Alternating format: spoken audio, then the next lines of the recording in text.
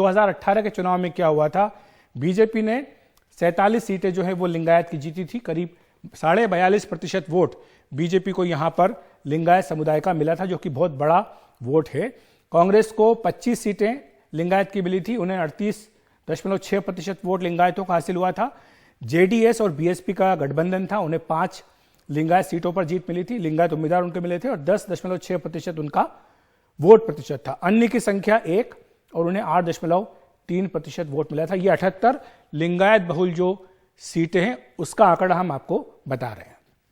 ये पिछले चुनाव का आंकड़ा है कि किस तरह की उनकी सफलता उन्हें पिछली बार हासिल हुई थी। अगर वोकालिंगा की बात करें तो बीजेपी को 12 सीटें जो वोकालिंगा उम्मीदवार थे उनके वो जीते थे। 23.6% वोट बीजेपी को यहां वोकालिंगा समुदाय का मिला था। अगर कांग्रेस की बात करें तो 10 उनके वोकालिंगा जीत करके आए थे, करीब 33.5% वोट उन्हें वहां पर हासिल हुए थे। इसी तरह जेडीएस बीएसपी का 22, अन्य का 0 और कुल 44 वोकालिंगा जो सीट है उनमें से इस तरह का गणित यहां पर बनता हुआ पिछली बार दिखाई दिया था। इसमें एक फैक्टर और भी है जिस पर ध्यान देना बहुत जरूरी है कि वो लिंगायत की जो सब कास्ट है, उनकी कई उपजातियां हैं, उनमें किस तरह का प्रदर्शन बीजेपी का रहा है या और किस तरह का उम्मीदवार बीजेपी ने इस बार उतारे हैं।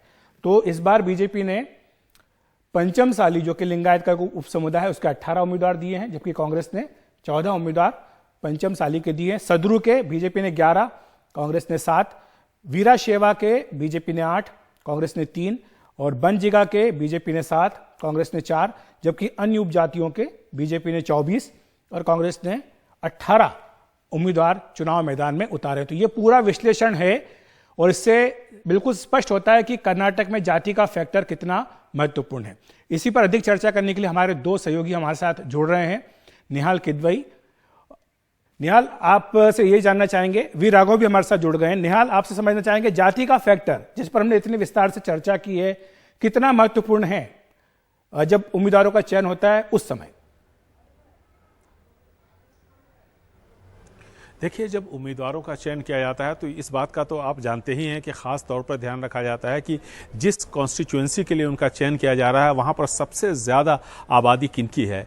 उसके बाद ये भी ध्यान रखा जाता है कि उस आबादी को समर्थन देने वाली जाति कौन है। तो वो जब दोनों मिल जाते हैं और एक बड़ा जब समूह तैयार हो जाता है तो उसके आधार पर फिर सीटों का बंटवारा होता है, टिकट का बंटवारा होता है, उम्मीदवार चुने जाते हैं। जैसे मान लीजिए कनकपुरा की सीट बहुत चर्चित सीट है जहां से डीके शिव कुमार खड़े होते हैं और आर अशोक बीजेपी से खड़े हुए हैं। दोनों वोकलिगा हैं। वोकलिगा यहाँ पर लगभग 55 से 62% के आसपास हैं। दोनों वोकलिगा हैं। वोकलिगा की बहुत बड़ी आबादी है। उसके बाद जो यहाँ पर मुस्लिम आबादी है वो वोकलिगा के साथ हमेशा खड़ी हुई दिखाई देती है। इसलिए यहाँ जो उम्मीदवार चुना जाएगा, जाहिर है कि चूंकि सबसे ज़्यादा वोकलिगा है तो वोकलिगा ही उम्मीदवार चुना जाएगा। दोनों पार्टियों के जो उम्मीदवार हैं वो वोकलिगा हैं। तो इसी तरह से सभी कॉन्स्टिट्यूएंसी में इस बात का खास ख्याल रखा जा रहा है और रखा गया है और पहले भी रखा जाता था कि जिस समुदाय और जिस कॉन्स्टिट्यूएंसी में जिस समुदाय का दबदबा है, जिस जाति का दबदबा है, उसके उम्मीदवार को आगे बढ़ाया जाए। 20 से 25 और 30% जिसका वोट है उसको टिकट मिलता है। जी बिल्कुल। वी राघव, आपको लाना चाहूंगा इस चर्चा में। आपके हिसाब से क्या गणित बीजेपी ने बिठाया है, क्योंकि हम देख रहे हैं कि पिछले कई दशक से लिंगायतों का समर्थन बीजेपी को मिलता आ रहा है। पिछली बार जहां उन्होंने 55 दिए थे, इस बार 68 उम्मीदवार लिंगायतों के उतारे हैं। तो क्या ये बीजेपी का गणित आपको लगता है जमीन पर काम करेगा? देखिए, ये अभी फिलहाल तो हुबली धारवाड़ और उस इलाकों में यही सबसे बड़ा चर्चा है कि देखिए पिछले काफी सालों से, एटलीस्ट फ्रॉम द 1990s से लेकर अभी तक कांग्रेस ने एक तरह की कुछ सीटों पर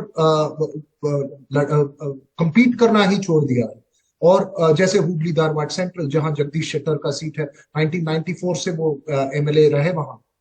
अभी जब जगदीश शेट्टर और लक्ष्मण सावड़ी जैसे नेताओं के साथ क्या उन्होंने एक ऑप्टिक्स बनाई है कि लिंगायत लीडर को इंसल्ट किया गया है भारतीय जनता पार्टी ने, और इस मुद्दे को लेकर वो चाहता है कि कांग्रेस चाहती है कि वो इन सब सीटों पर वापस एक जोर लगाए, वापस कोशिश करें ये जीतने के लिए। और इसके साथ साथ मैं सिर्फ निहाल जो कह रहे थे उनको ऐड करना चाह रहा था कि जैसे आर अशोक का निहाल ने कहा था कनकपुरा सीट में, देखिए आर अशोक भी वोकलिगा है, डीके शिव कुमार भी वक्कलिगा है। डीके शिव कुमार उस लोकल इलाके का रिप्रेजेंटेटिव रहा है, तो उनका काफी होल्ड है।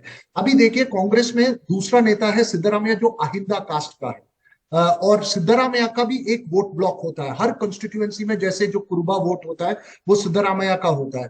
तो अब वक्कलिगाओं के बीच में अगर दो वक्कलिगा लीडर के बीच में लड़ाई हो रही है वो वक्कलिगा वोट के लिए, तो इसमें वो जो अहिंदा वोट जिसको मिल रहा है उनको जीतने का संभावना ज्यादा होती है।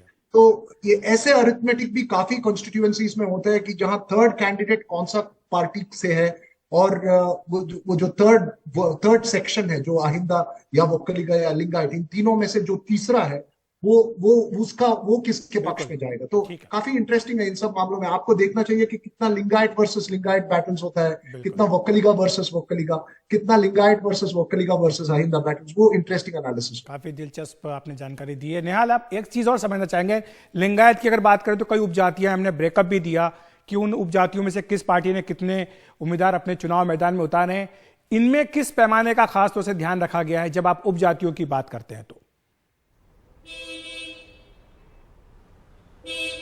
देखिए, कर्नाटका में जो लिंगायत हैं उनकी 102 उपजातियां हैं। इसमें से 65% के आसपास पंचमसाली हैं। पंचमसाली कौन है?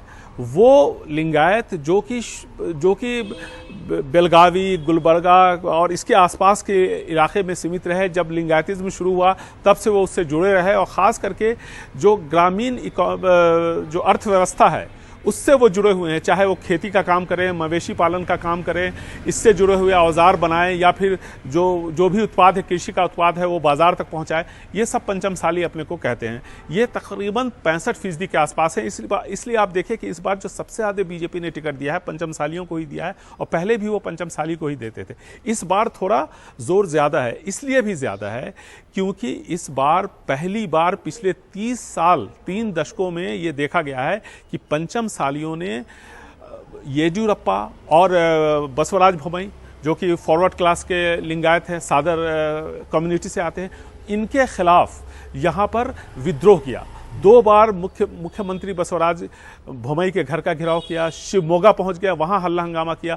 तो कुल मिलाकर के पंचमसालियों का जो विद्रोह था, जो विद्रोह देखने को मिला, उसको दबाने की कोशिश की गई है। 2% आरक्षण और बढ़ा दिया गया है। वो 15% की आरक्षण की मांग कर रहे थे, अब 5 से 7% हो गया है। तो अब ये कहीं ना कहीं बीजेपी को भी लगता है कि शायद पंचमसालियों की जो नाराजगी है महंगी पड़ सकती है। इसलिए इस बार आप देखिए कि पिछले 6 से 8 दूसरे जो मठ है, मठों की कितनी बड़ी भूमिका है, क्योंकि हम देखते हैं कि मठों की काफी ज्यादा जो है राजनीतिक पार्टियों के नेता चक्कर लगाते हैं। देखिए काफी मठों का काफी से है इस मामले में। जैसे सेक्ट का जो कहा जाता है, आप छोटे सेक्ट का भी हो सकते हैं, लेकिन आपको अगर मठ का समर्थन है, सपोर्ट है, तो वो काफी बदलाव लिया जा सकता है। इस इलेक्शन में मेरे हिसाब से एक तो काफी इंपॉर्टेंट पॉइंट कहीं निहाल ने कहा था कि वो जो पंचमसाली और वीरशैवा इन जो प्रॉब्लम चल रहे हैं, उसके अलावा एक लार्जर ऑप्टिक्स की बात है। अखिलेश, हमेशा आप देखा जाएंगे तो मतलब जितने भी सबसेक्स है, काफी सारे सबसेक्स है, लेकिन एक लार्जर लिंगायत आइडेंटिटी भी है, इस पर कंसोलिडेट होते हैं। और इसमें मठ का जो सीयर्स होते हैं वो पब्लिकली नहीं कहते हैं कि इनको सपोर्ट करो काफी सारा जगह में, लेकिन वो अंदर ही अंदर बात चलती है कि ये इनको इनका समर्थन है। तो वो काफी इंपॉर्टेंट बात है।